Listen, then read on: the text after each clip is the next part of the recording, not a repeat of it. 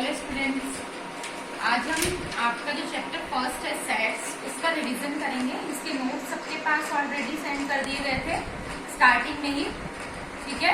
तो आज हम क्या करेंगे, सेट्स पढ़ेंगे, इसका रिवीजन करेंगे। इट मीन्स हम क्या करेंगे, मैं पूरा डिटेल में नहीं बताऊंगी कि आपको जितनी भी एक्सरसाइज है उसका एक एक क्वेश्चन मैं कराऊंगी, ऐसा नहीं है। मैं आपको सिर्फ उनके बेसिक्स बताऊंगी रिवीजन के लिए, ठीक है। फिर आपकी जो प्रॉब्लम होगी वो आप सेंड कर दीजिएगा, मैसेज सेंड कर दीजिएगा। उसके थ्रू हम क्लास में जो मैथ की जो क्लास लेंगे उसमें डिस्कस कर लेंगे, ठीक है। सबसे पहले तो देखिए sets, what is the meaning of set. Set होता क्या है? सेट को हिंदी में, जो हिंदी मीडियम के स्टूडेंट्स हैं वो भी देख लीजिए, सेट को हिंदी में बोलते हैं समुच्चय, ठीक है।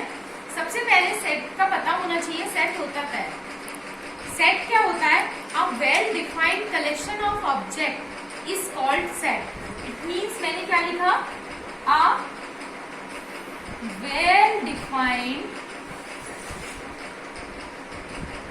Collection of objects called sets.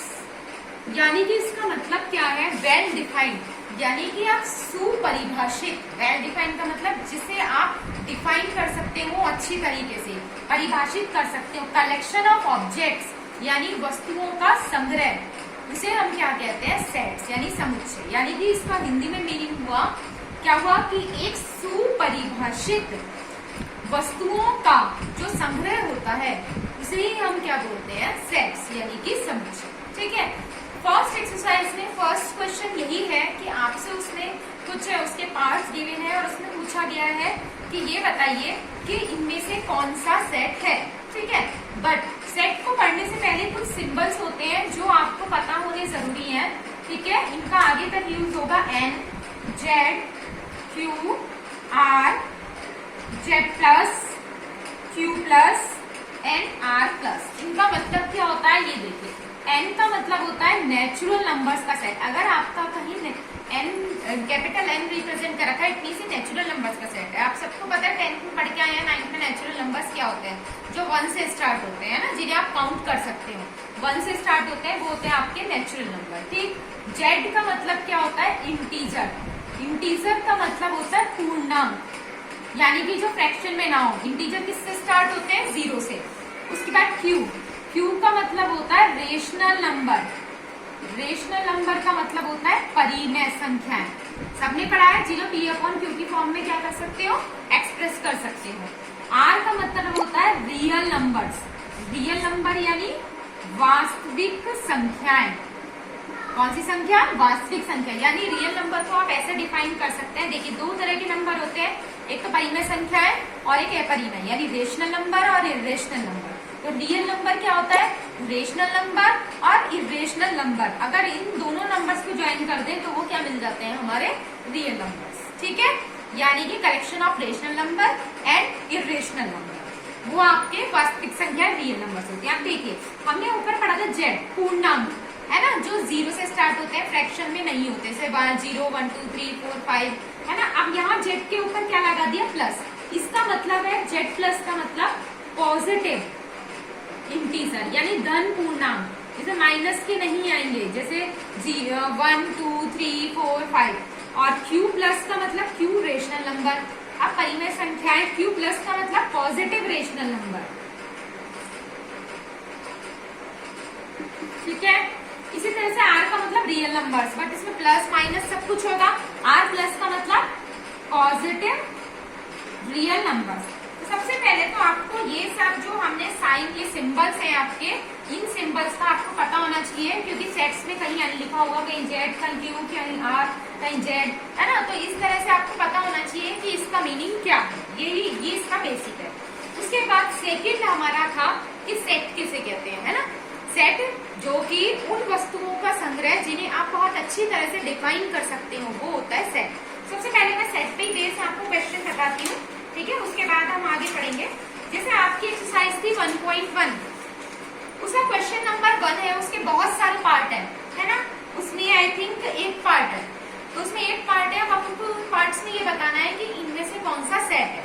तो वो कैसे बताएंगे, बताएंगे जिसको आप बहुत अच्छी तरह से डिफाइन कर सकते हो, वो सेट है। जैसे कि फर्स्ट पॉइंट है the collection of all month of a year beginning with letter J. देखिए एक्सरसाइज दोबारा बता रही हूँ, एक्सरसाइज 1.1 क्वेश्चन नंबर 1 उसका फर्स्ट पार्ट है आपका collection of all the months of year beginning with the letter J. यानी कि किसी भी ईयर के मंथ्स का, उन मंथ्स का कलेक्शन जो कि किससे स्टार्ट हो रहा हो, जिनका फर्स्ट लेटर हो जे, तो इसका कलेक्शन। तो आपको बताना ये सेट है या नहीं। एक बात बताइए कि जे से स्टार्ट होने वाले मंथ्स का कलेक्शन तो आप निकाल सकते हैं, जैसे जनवरी है ना, और जुलाई, जून, तो यानी कि ऑलरेडी डिफाइन है, तो ये आपका सेट है। ठीक है। फिर सेकंड पॉइंट है the collection of 10 most talented writers of India.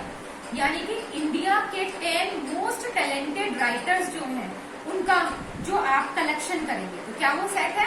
अब आप एक बात बताइए, इंडिया में तो बहुत सारे राइटर हैं, हो सकता है आपके अकॉर्डिंग जो टैलेंटेड राइटर है वो किसी दूसरे के अकॉर्डिंग टैलेंटेड राइटर ना हो।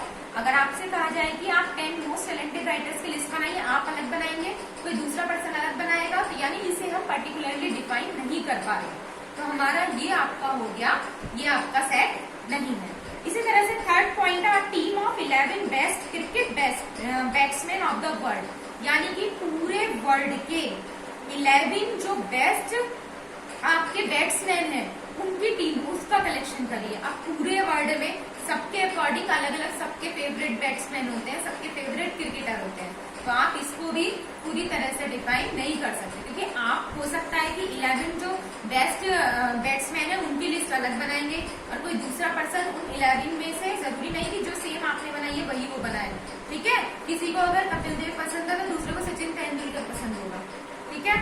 तो इस तरह से होता है, तो यानी कि ये भी आपका सेट नहीं है। उसके बाद है collection of all boys in your class. आपकी क्लास में जितने भी बॉयज हैं उनका कलेक्शन का एक सेट बनाइए, आप वो कर सकते हैं, है ना। ये वेल डिफाइंड है, तो इट मीन्स ये क्या है, सेट। तो इस तरह से आप फर्स्ट क्वेश्चन पूरा कर लीजिएगा इसका। इसमें सिर्फ आपको यही बताना है कि कौन सा सेट है और कौन सा आपका सेट नहीं। ठीक है। ये तो हमारा हुआ कि सेट कहते किसे। अब सेट को रिप्रेजेंट करते हैं। उनको रिप्रेजेंट करने के दो मेथड होते हैं सेट को रिप्रेजेंट करने के।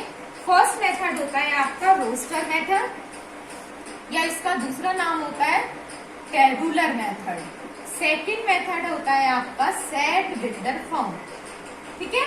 सेट को रिप्रेजेंट करने के ये दो ही मेथड होते हैं, रोस्टर और टेबुलर, और दूसरा होता है सेट बिल्डर फॉर्म। पहले देखिए जो सेट होता है इसका जो साइन होता है वो होता है ये कर्ली ब्रैकेट। अगर आपने कर्ली ब्रैकेट नहीं लगाया तो इट मीन्स वो आपका सेट नहीं है। और इसके अंदर आप कुछ भी लिख दीजिए, अल्फाबेट्स लिख दीजिए या ये नंबर्स लिख दीजिए, इन सबको हम क्या बोलते हैं, इसके एलिमेंट्स। ठीक है। जब तक ये ब्रैकेट नहीं लगेगा तब तक वो सेट नहीं होगा। उसके बाद हम नेक्स्ट आइए, सेट को रिप्रेजेंट करने के दो मेथड हो गए, रोस्टर और टेबुलर फॉर्म, और दूसरा हमारा हो गया सेट बिल्डर फॉर्म। बस आप ये समझ लीजिए कि होता क्या है। सबसे पहला फर्स्ट मेथड है हमारा रोस्टर और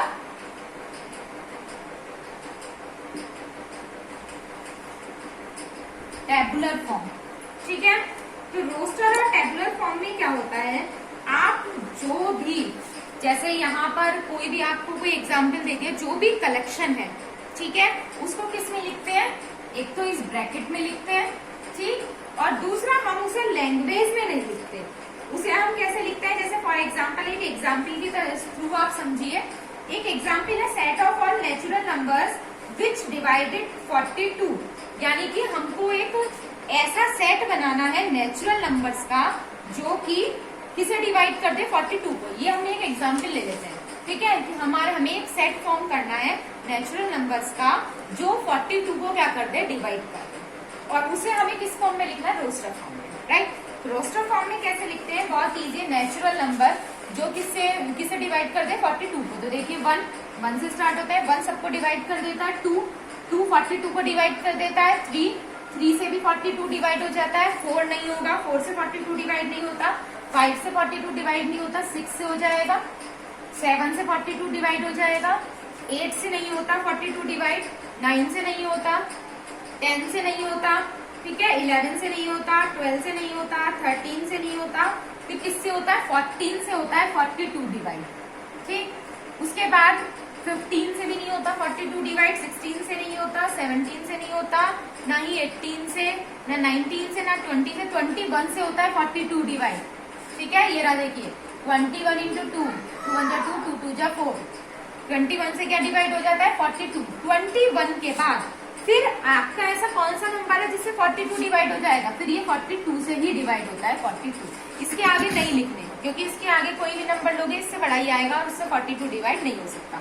तो यानी कि कहने का मतलब होता है रोस्टर फॉर्म में हम इस तरह से लिखते हैं, एक पहले कर्ली ब्रैकेट लगाते हैं, उसके बाद जो भी आपको लिखना होता है उनके बीच में कॉमा लगाकर लिख देते हैं। तो ये हमारी फॉर्म हो जाती है रोस्टर फॉर्म। रोस्टर फॉर्म सबसे इजी फॉर्म होती है। जैसे एक और एग्जाम्पल समझिए, जैसे हम लिख रहे हैं for example set of all even positive integer less than 7। मैंने क्या बोला, set of even positive integer less than 7। हमें इसका एक सेट बनाना है, रोस्टर फॉर्म में लिखना है। यानी कि इवन पॉजिटिव इंटीजर, यानी कि इवन का मतलब सम, पॉजिटिव इंटीजर यानी सम धन पूर्णांक जो कि 7 से क्या हो कम, उनको आपको रोस्टर फॉर्म में एक सेट बनाना है। तो देखिए पहले कर्ली ब्रैकेट, ठीक। अब आपको 7 से कम इवन इंटीजर ले रहे हैं, ठीक है, सम संख्या है तो 2 होगी, ठीक। और बताइए 2 के बाद आपकी कौन सी होगी, इवन 4 जो 2 से कट जाएगी, और 6, 8 नहीं ले सकते क्योंकि आपको 7 से क्या लेनी है कम। तो ये हो गई आपकी सिंपल रोस्टर फॉर्म, ठीक है। जो प्रॉब्लम आती है ना हमें जनरली, वो प्रॉब्लम आती है थोड़ी सी सेट बिल्डर फॉर्म में। रोस्टर फॉर्म बहुत इजी होती है, इसको सीधा एक ब्रैकेट लिखिए कर्ली ब्रैकेट, उसके बाद जो भी आपसे कहा है कंडीशन गिवन है उसे लिखिए, कॉमा लगाओगे, कॉमा लगाना भी जरूरी है। उसके बाद नेक्स्ट आते हैं हम, मैं थोड़ा सा आपको रिविजन के तौर पे बता रही हूँ ये सब, बस बाकी आप करिए, प्रॉब्लम को पूछ लीजिए क्योंकि सबने पहले कर रखा है, ठीक है। इतना टाइम भी नहीं है, आपके फर्स्ट यूनिट टेस्ट होने वाले हैं। आगे देखिए नेक्स्ट फॉर्म है आपकी second, set builder form. Set builder form just इसकी अपोजिट फॉर्म होती है। जैसे रोस्टर टेबुलर फॉर्म में तो हम इस तरह से लिखते हैं, कॉमा लगा के इनको लिख देते हैं, है ना। लेकिन सेट बिल्डर फॉर्म में इस तरह से लैंग्वेज में लिखना पड़ता है। यहाँ पर ये चीज गिवन होगी और इसको आप लैंग्वेज में लिखोगे। कैसे, जैसे फॉर एग्जाम्पल हम एक एग्जाम्पल ले लेते हैं। सपोज कीजिए हमारे पास एक एग्जाम्पल के थ्रू ही आपको समझ में आएगा। ये एक एग्जाम्पल है, ये हमारे पास एक सेट है AEIOU। हमें इसे किस फॉर्म में लिखना है, सेट बिल्डर फॉर्म में, ठीक है। आप जरा ध्यान से देखिए, ये जो फॉर्म हमें दी हुई है ना, लिखी हुई दी हुई है, वो कौन सी फॉर्म है, रोस्टर फॉर्म। रोस्टर फॉर्म ऐसी तो होती थी, कर्ली ब्रैकेट बीच में कॉमा होता था और इस तरह से कुछ भी मतलब जो भी आपकी कंडीशन होती थी उस अकॉर्डिंग हम लिख देते थे। तो एक गिवन किस में है आपको, रोस्टर फॉर्म में, लेकिन आपको इसे किस में चेंज करना है, सेट बिल्डर फॉर्म में। इसे हमें किस में लिखना है, set builder form. Set builder form का मतलब होता है कि लैंग्वेज में लिखना, ठीक है। तो अब इसे लैंग्वेज में कैसे लिखेंगे, सपोज कीजिए हम ये हमें पता है सारे वॉबल्स हैं, तो हमने एक सेट ले लिया V और ये कर्ली ब्रैकेट का साइन लगाया, ठीक है। उसके बाद सेट बिल्डर फॉर्म में इस तरह से जरूर लिखते हैं, एक एलिमेंट लिया हमने X सच डेट, ये किसका साइन होता है, सच डेट का। यानी इस प्रकार है कि X इज अ, क्या है ये सारे वॉवल इन इंग्लिश अल्फाबेट्स। ये हो गई आपकी सेट बिल्डर फॉर्म, यानी कि लैंग्वेज में लिखना। X सच डेट यानी कि X इस तरह से है, X का मतलब है इन सारे एलिमेंट्स के लिए लिया गया है कि ये जो है इंग्लिश अल्फाबेट के क्या है, वॉवल्स। तो ये आपका कन्वर्ट हो गया किसमें, सेट बिल्डर फॉर्म में। आप चाहे तो कोई और एग्जाम्पल देख लीजिएगा इसका, जैसे कि सपोज कीजिए एक और एग्जाम्पल लेते हैं। चलिए हमने एक सेट ये गिवन है हमारे पास 4 5 6 7 8 9, ठीक है। अच्छा एक सेट को लिखने की ना जरूरी नहीं है, 2 तरीके भी हो सकते हैं। ये जो सेट बिल्डर फॉर्म में लिखते हैं लैंग्वेज में हो सकता है, मैंने किसी और अकॉर्डिंग लिखा हो, आपने किसी और, लेकिन दोनों तरह से सही होता है। जैसे ये, ठीक। अब मुझे इसे सेट बिल्डर फॉर्म में लिखना है यानी लैंग्वेज में लिखना है, तो इस सेट को मैं कुछ कंसीडर कर लेती हूँ। कोई भी सेट मान लीजिए, सपोज कीजिए A माना, X सच डेट, ठीक। अब आप जरा देखिए सारे क्या है, नेचुरल नंबर्स है, ठीक है। बट ये जो नेचुरल नंबर है ये 3 से बड़े हैं और आपके 10 से क्या है, छोटे हैं। देख लीजिए, 3 से बड़े हैं और 10 से क्या है, छोटे। तो मैं यहाँ क्या लिखूंगी, x is a natural number, यानी कि ये सारे क्या है, नेचुरल नंबर है। एंड x जो है, x मतलब इनकी बात हो रही है एलिमेंट्स की, ये आपके बड़े हैं किससे, 3 से, और छोटे हैं किससे, 10। तो ये हो गई आपकी सेट बिल्डर फॉर्म। क्लियर हुआ? आपकी एक्सरसाइज में इस टाइप के क्वेश्चन है कि रोस्टर फॉर्म में लिखिए, ठीक है, सेट बिल्डर फॉर्म में लिखिए, तो वो आपको खुद करने हैं। पहले एग्जाम्पल्स कीजिए, उसके बाद इन्हें कीजिएगा। जैसे कि सपोज कीजिए, मैं आपको एक एग्जाम्पल बता रही हूँ, थोड़ा सा डिफरेंट है, वो है ऐसा ही चेंज करने वाला।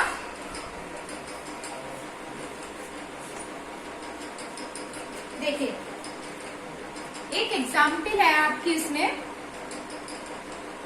एक सेट गिवन है ए 1 4 9 16 25, बट इसमें एक प्रॉब्लम है, ये कॉमा लगा के आगे डैश डैश लगा दिया, यानी कि ये सेट यही खत्म नहीं है, ठीक है, ये सेट आगे भी चल रहा है। अब आपको इसमें क्या करना है, इसे सेट बिल्डर फॉर्म में इसे लिखना है। तो आपको पता है सेट बिल्डर फॉर्म यानी लैंग्वेज में लिखेंगे, लेकिन उसे लिखने से पहले आपको ये पता होना चाहिए कि इसमें पैटर्न है क्या।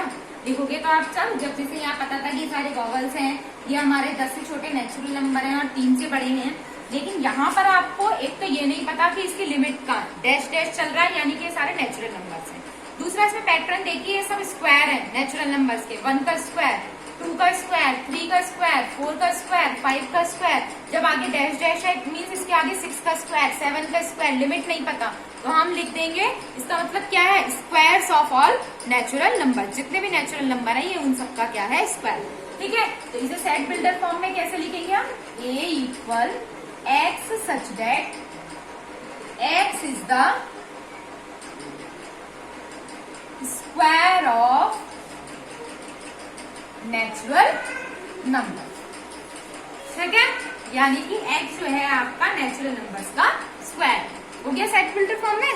इसी तरह से एक और एग्जांपल देखिए, ये है आपका 1/2, इस तरह का आपका क्वेश्चन भी है एक्सरसाइज में, 3/4, 4/5, 5/6, 6/7।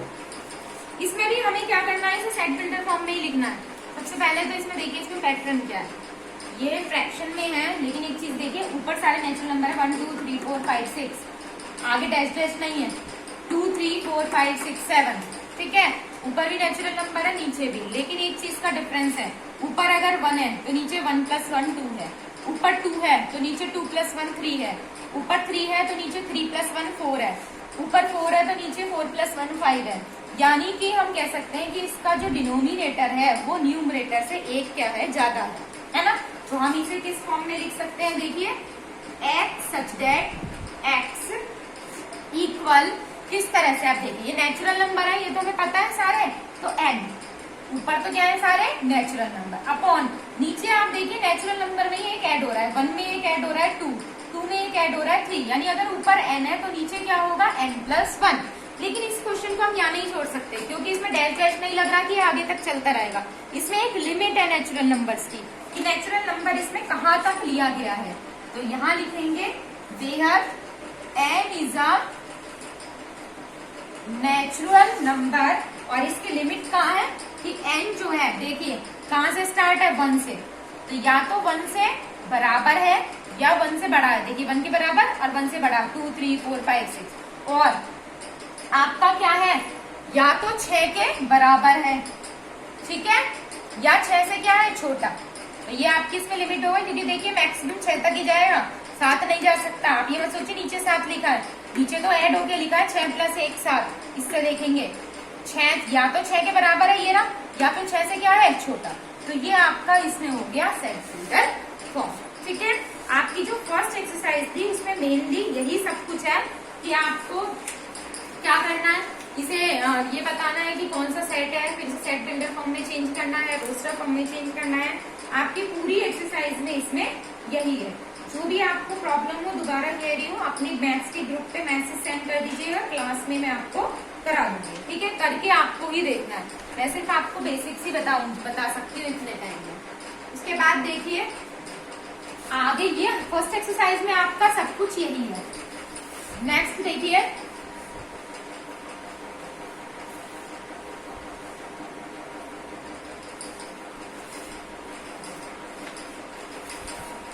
नेक्स्ट है आपके नेक्स्ट एक्सरसाइज में आपकी स्टार्टिंग में है सबसे पहले एम्प्टी सेट। एम्प्टी का मतलब होता है रिक्त, यानी कि खाली समुच्चय। खाली समुच्चय का मतलब ऐसा समुच्चय जिसके अंदर कोई भी एलिमेंट ना हो, तो वो होता है खाली रिक्त समुच्चय। सबसे पहले तो ये देखिए कि इसको डिनोट कैसे करते हैं, इसमें बहुत कंफ्यूजन होता है। या तो हम सिर्फ कर्ली ब्रैकेट से डिनोट करते हैं, इसका मतलब ये एम्प्टी सेट है, या फिर इसका साइन होता है फाई, ठीक है। तो ये होता है एम्प्टी सेट का। फाई को ऐसे मत लिख देना कर्ली ब्रैकेट के अंदर, अगर आपने फाई को कर्ली ब्रैकेट के अंदर लिख दिया तो ये एम्प्टी सेट नहीं है। इसका मतलब है देखिए ये सेट का साइन है और उसके अंदर एक एलिमेंट लिख दिया, तो इसका मतलब इसके अंदर कोई ना कोई एलिमेंट है, ठीक है। तो इस तरह से ये गलत हो जाएगा। एम्प्टी सेट का बस यही दो नोटेशन होते हैं, या तो सिंपल कर्ली ब्रैकेट बनाइए या केवल क्या लिखिए फाई। जैसे कि आप ऐसे लिख, कोई भी एम्प्टी सेट का एग्जाम्पल ले लेते हैं हम। चलिए हमने वैसे इसकी डेफिनेशन अगर आप लिखना चाहें तो क्या कह सकते हैं, a set which does not contain any element, यानी कि वो सेट जिसके अंदर कोई भी एलिमेंट ना हो, वो आपका कौन सा सेट होता है, एम्प्टी सेट। या फिर इसका दूसरा नाम होता है नल सेट, ठीक है। या फिर इसका एक हुआ नल सेट, और एक नाम और होता है, इसका यूज बहुत कम है, वॉइड सेट। ये बहुत कम यूज होगा आपका, एम्प्टी सेट और नल सेट ही ज्यादा यूज होता है। फॉर एग्जाम्पल देखिए हम कैसे देखते हैं कि कोई सेट ये जो है एम्प्टी कैसे हो सकता है। आपका एक सेट है ए, एक्स सच दैट एक्स की वैल्यू ग्रेटर देन 1 है एंड लेस देन कितनी है 2, और एक्स इज नेचुरल नंबर, आपको ये दे रखा है। अब हम देखते हैं क्या ये एम्प्टी सेट है। एम्प्टी सेट का मतलब बिल्कुल रिक्त, जिसका कोई एलिमेंट ना हो। इन्होंने क्या कहा कि एक्स एक नेचुरल नंबर होना चाहिए, ठीक, बट एक्स की वैल्यू 1 से बड़ी और 2 से छोटी हो। अब आप बताइए ऐसी कोई वैल्यू पॉसिबल है जो 1 से तो बड़ी हो और 2 से छोटी होगी, लेकिन आपकी किस में आएंगे, वो पॉइंट्स में, फ्रैक्शन में। वो एक नेचुरल नंबर तो नहीं हो सकता ऐसी कोई 1 और 2 के बीच में कोई वैल्यू जो कि 1 से बड़ी हो और 2 से छोटी हो, कोई भी नेचुरल नंबर आपका नहीं मिल सकता। 1.5 आएगा लेकिन वो नेचुरल नंबर नहीं है, ठीक है। तो इट मीन्स ये कैसा सेट है आपका, रिक्त समुच्चय। तो इसे हम क्या लिखेंगे कि कैसा सेट है, रिक्त। समझ में आया, ये है आपका एम्प्टी सेट। उसके बाद नेक्स्ट है आपका फाइनाइट और इनफाइनाइट सेट्स। फाइनाइट से मतलब समझ गए होंगे, फाइनाइट और इनफाइनाइट बहुत अच्छी तरह सबको पता है। इनफाइनाइट का मतलब अनंत, अपरिमित। फाइनाइट का मतलब परिमित।